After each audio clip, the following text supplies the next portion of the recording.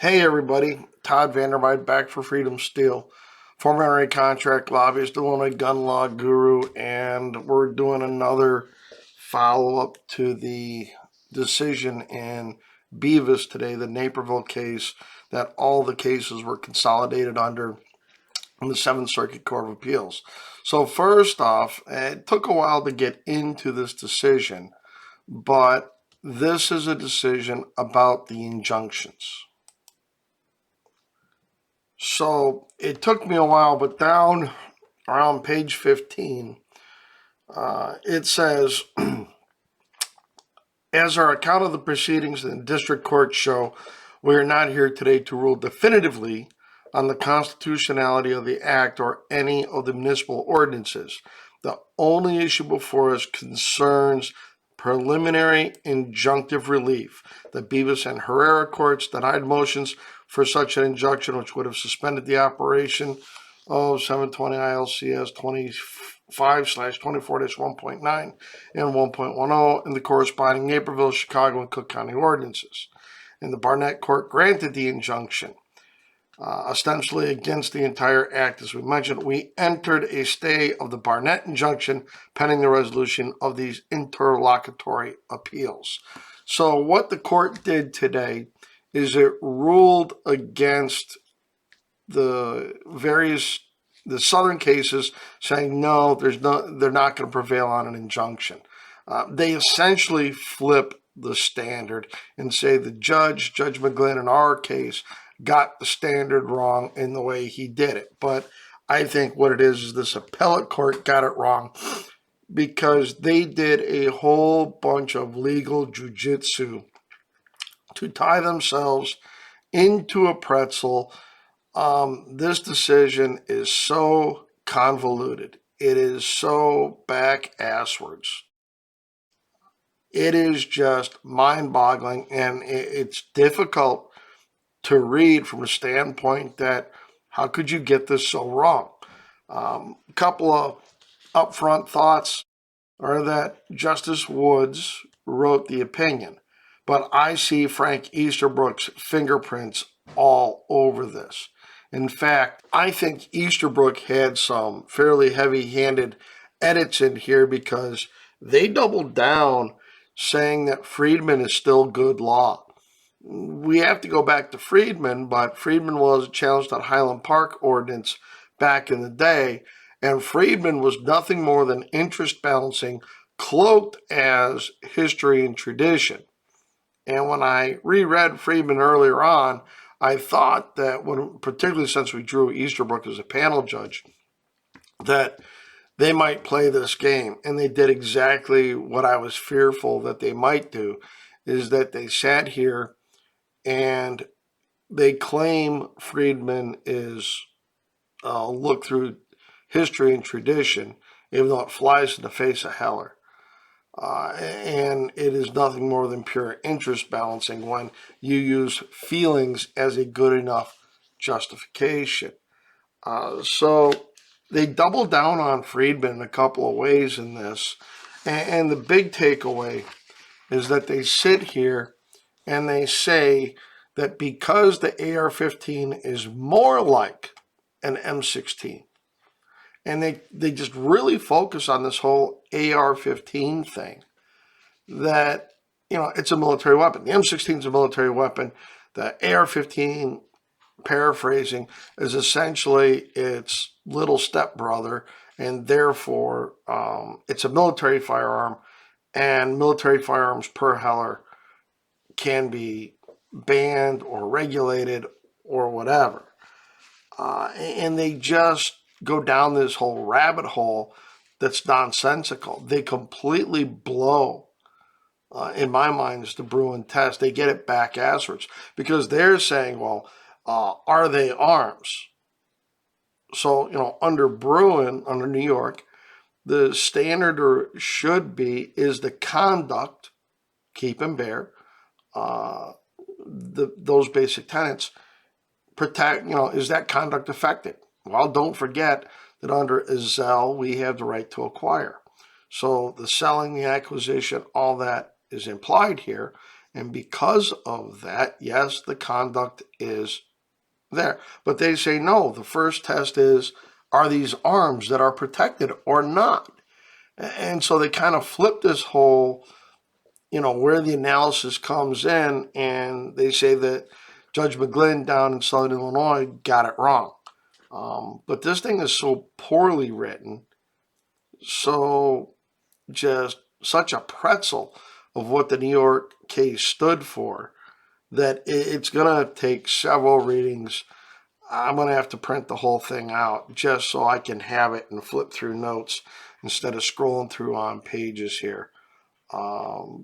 But the good news is they say it's only on the injunction, but the way they wrote this, they judged it on the merits. They can, they can put lipstick on a pig. It's still a pig.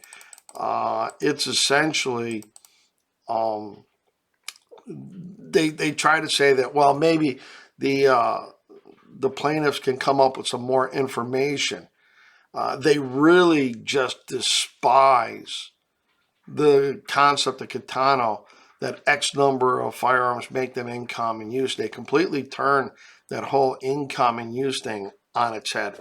I'm gonna be really interested to see what Mark Smith over at Four Boxes Diner has to say. I started today off thinking that I was going to get to do some fun videos about the hearings that state police had, and walk into this shit sandwich. But they just outright say that they think the state has the better argument. They don't think we have a likelihood of success, and they spend a lot of time going through this whole injunctive stuff, because that's what they're trying to say and claim that it's all on the injunction. That's a part of it. But this whole military thing, and Justice Brennan, Justice Brennan, he wrote what looks to be about a 40-page dissent. He calls out the majority for omitting facts and things in their appendix chart about what the law covers. They completely gloss over all the 22s, all the shotguns, all the other stuff. And going back to this military, I think Justice Brennan almost calls it, and the majority kind of addressed his objection, that he calls it a military veto, that if the firearm was in service with the military, then you can claim this military, it's a military weapon, which I've thought about doing a video about, because if you think about it, you've got the Winchester Model 12, the Winchester Model 1897, 12-gauge shotguns that were used, a lot by the military. You've got Ithaca Model 37s that were used. You've got Mossberg 590s, Remington 870s, Remington 700 bolt guns, and Winchester Model 70s were Vietnam vintage sniper rifles. You've got the 03 bolt action that was the firearm in the early parts of World War II, definitely in World War I. Anything that was a military firearm, according to this decision, they have the upper hand in making a case that it's not protected. It's a military veto. This decision is just so bad on so many levels. They talk about, we close with an important reminder. Nothing that we have said here indicates that any state or municipality must enact restrictions on ownership of assault weapons or high-capacity magazines. What an airheaded, empty, formalistic reasoning of the highest order kind of statement is that. Of course, no municipality or state has to pass a ban like this. And they go on, as long as those restrictions do not infringe on the constitutionally protected right to keep and bear arms covered by the Second Amendment, either choice is permissible. that you can or cannot pass a ban. In the cases now before us, however, the plaintiffs have not shown a likelihood of success on the merits based on the fact that military weapons lie outside the class of arms to which individual rights apply. And they started off talking about man-packed nuclear weapons. And they completely bought into this whole man-portable bullshit that the state started with, talking about stingers, javelins, and the like, and go down this road. But this is the conclusion, and this is where they're hanging their hat on, that if it's a military firearm, there is no Second Amendment protection.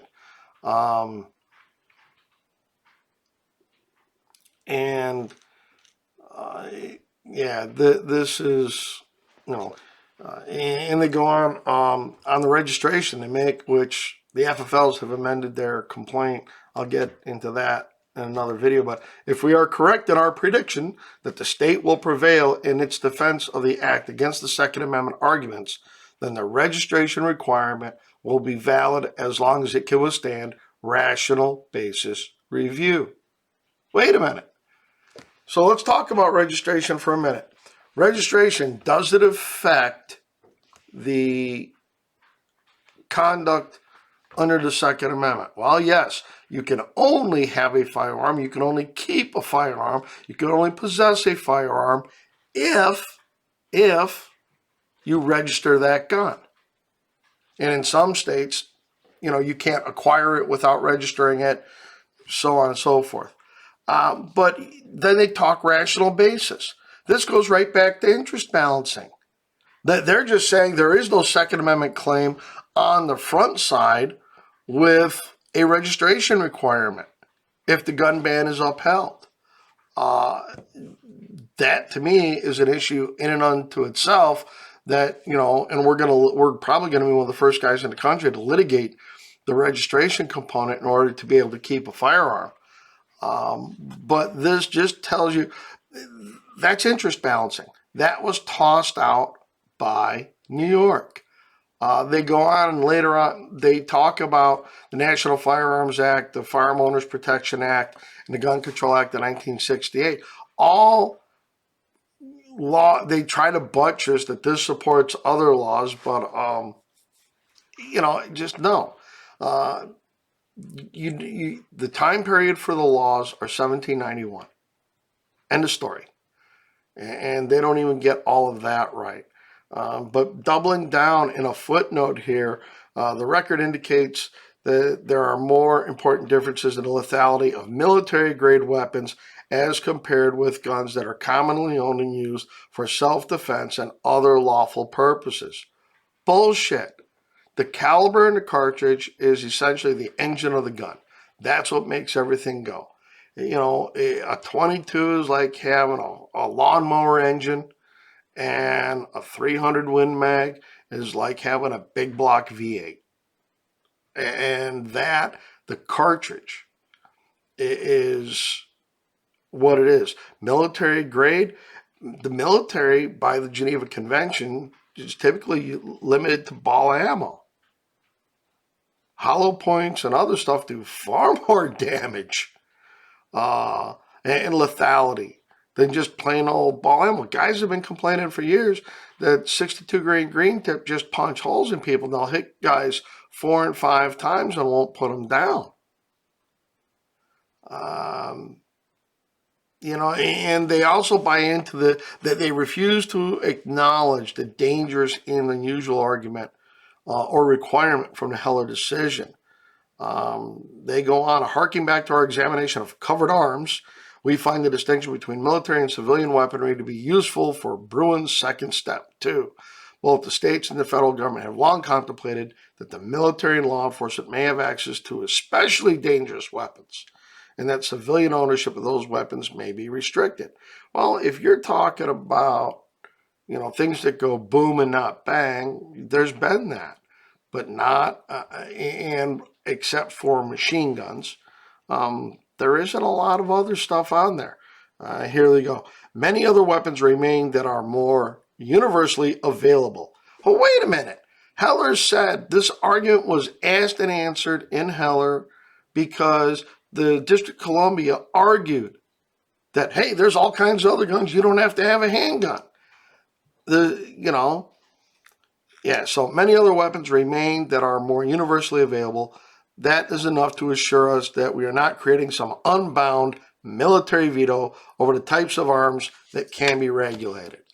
Complete and utter bullshit. When you factor in the 590, the Model 12, the Model 37, the Stevens 520, the 1897, just on the shotguns alone that have been in the military inventory. Yeah, this is a military veto. They are just, it is maddening. This is probably going to take a couple of videos to get through. It's late. It's Friday night. I had to cool off after reading some of this just because we will have more coming at you.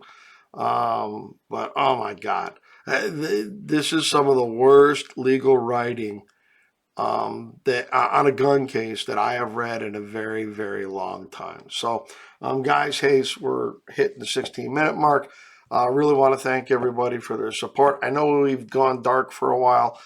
We've had some health issues with my grandson and trying to do a bunch of stuff out at the club. So it's been difficult. Got a bunch of stuff rattling around in my head, and they're fine when we're in the dozer. But if I tried to record a video in the dozer, you wouldn't hear anything outside of the engine and a bunch of other stuff, and that's just not going to work. By the time I get home, I get tired or I just kind of space out. But anyways, you got a lot more content coming to you, including we'll tease this one that the Illinois General Assembly and Bob Morgan and GPAC hate Star Wars. So, as always, thank you for the likes, the subscribes, copy, paste, share this around. We'll do some more dives into this decision on the preliminary injunction.